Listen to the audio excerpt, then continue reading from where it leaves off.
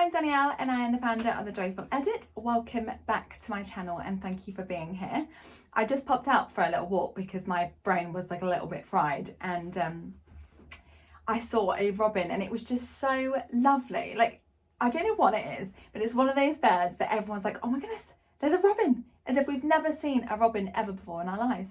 But they've just got this kind of magical power over us, and it was just such a little joy. So I thought I'd share that with you.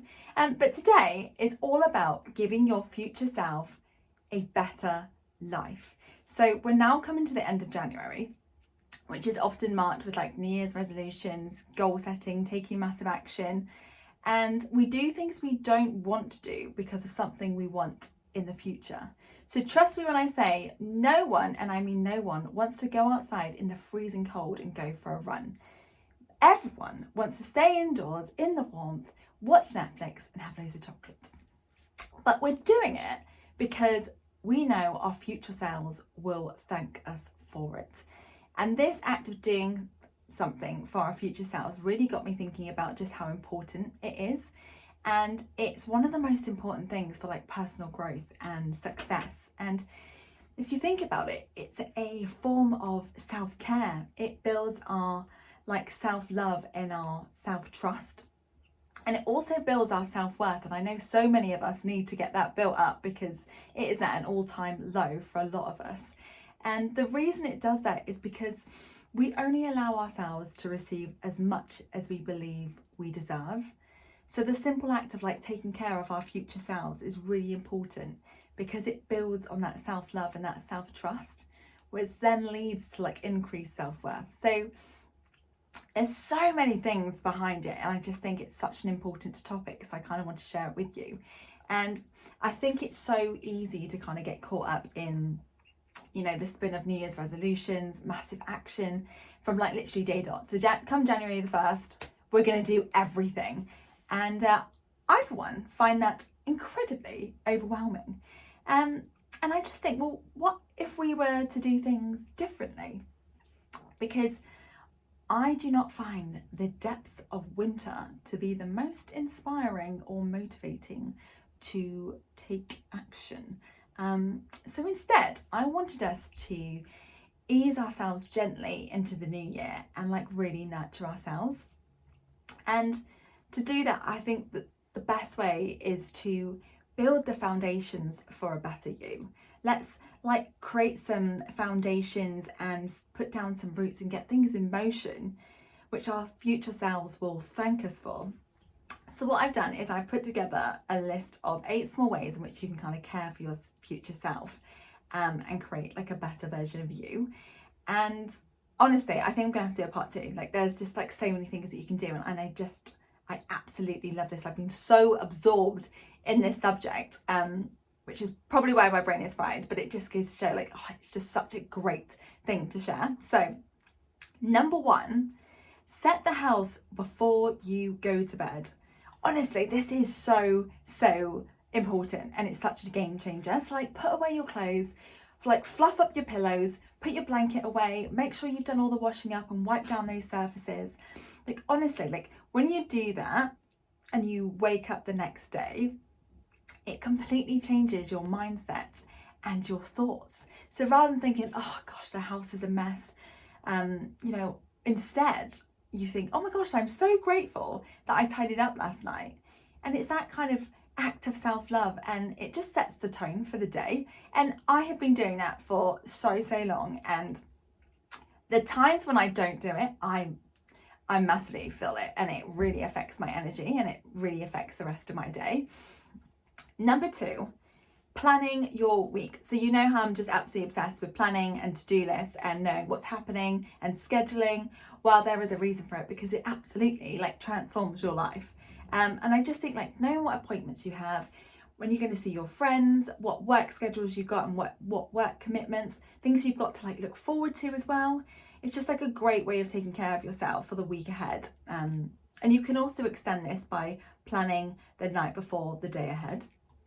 So I have talked to you about this previously, but I find that there are so many things that we have to think about and choose in the morning, and it's just quite frankly overwhelming and utterly insane, and it just creates decision fatigue.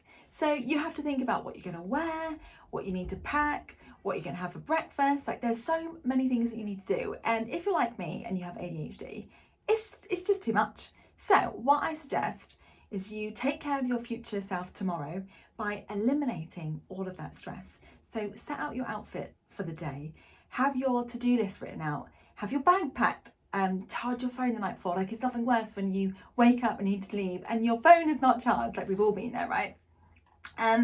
So when you wake up, you aren't literally met with a million things to do, and instead your morning just starts with ease and calm. Like, doesn't that just sound wonderful? Number 3, book appointments in advance. So a great way to like look after our health, for example, is to do regular maintenance. Like, do you not think like when we were kids, our parents would like religiously say we had to go to the dentist and we had to do this every year? There was like no question about it. Yet when we become an adult, you'd be lucky if we go to the dentist like every 5 years. So, which is to me a little bit ludicrous, but it happens, and we need to start taking care of our health. And you know, prevention is absolutely better than cure. So let's start scheduling in these appointments with like your dentist, your eye test, your doctors. Like, you know, depending on your age, you'll have like certain routine checks that you need to do, like cervical cancer could be one of them. Also think about your beauty, like hair appointments and haircuts. Having really bad roots is not an act of self-love. So we need to get into the hairdressers. You might have like a boiler, so you need to get that scheduled because no one wants their boiler to break at Christmas. This also extends to your car as well, because I was driving around for literally like 4 or 5 months with no tax. And yeah, how are you supposed to know that your tax is due? I absolutely no clue. So scheduling these things will absolutely help you, and it will ensure that you miss those fines. Because yes, for that privilege, I definitely got a hefty fine for that, and that was not ideal. Number 4 is plan ahead for difficult times, sensitive times, or important events. So many people have obviously experienced loss or are going through difficult like times, like it might be the divorce of a loved one and therefore you can't be with your kids. So there might just be certain times in the calendar where things are a bit more sensitive and you kind of need to plan ahead because you know that it's going to be difficult. And on the other side, it could be that you have certain events like an anniversary or a birthday and you want to make sure that you kind of mark the occasion. So say with your birthday, if it's coming up and say last year you spent it working, if anyone spends their birthday working, like what is wrong with you? Absolutely not. And if your work does not allow you to take it off, then I would say to leave. But yeah, make a point to book it off and organise something with your friends. Remember, it's a point in the diary to absolutely celebrate. And, you know, if there is like a death of a loved one, for example, then I would also like block the day out and, you know, make a point to book it off and schedule in some time to like celebrate that person's memory and do something that you always did with them, for example, or something like that, just to kind of mark it. And you know, it might just be as simple as booking in lunch with a friend just so you've got someone there. So just kind of, you know, we all know kind of when those dates kind of come up, so let's just kind of like plan ahead so that we can kind of get on top of that and give ourselves a lot of love when we need it. Number 5 is stock your car with things you'd like on your journey. Oh my gosh, this is just so great. You know how like I broke down the other day and like we were prepped like nobody's business. It's honestly, it's just like the best thing ever. And it takes like a little bit of time, not a lot, a little bit of time just to get these things in motion. And then you're just like, oh my goodness, Danielle, I am so grateful for you because I definitely needed like wet wipes or deodorant or gum, whatever it is. So I tend to have like a charging cable, healthy snacks, deodorant, plasters, Nurofen, wet wipes. Even if you have kids, absolutely you need wet wipes, gums, mints, anything. So honestly, and you can do that for like your handbag, your gym bag, all these things. And you're just like, it just makes you feel good. Number 6, give yourself space with cyclical living. So I'm kind of getting into this. I don't really understand it just that much at the moment, but I absolutely know that when it's like my time of month, then I start behaving differently. And I know that a lot of people struggle immensely with this. So if you have like work commitments, just do some of these things in advance. So in that period where you actually do really struggle and you feel like the world is ending, then you can give yourself a little bit of space and relax and breathe and not stress out. So get in touch with your cycle and treat yourself accordingly. Number 7, when you go on, oh my gosh, I love this. Okay, so when you go on holiday, just arrange like clean sheets and have the house like clean and tidy. Okay, so like when you are at home before you go away, like do the laundry and make sure all the surfaces are tidied and put the washing away and, you know, wipe down the surfaces. There's so many things that you can do, and it just makes you feel on top of the world.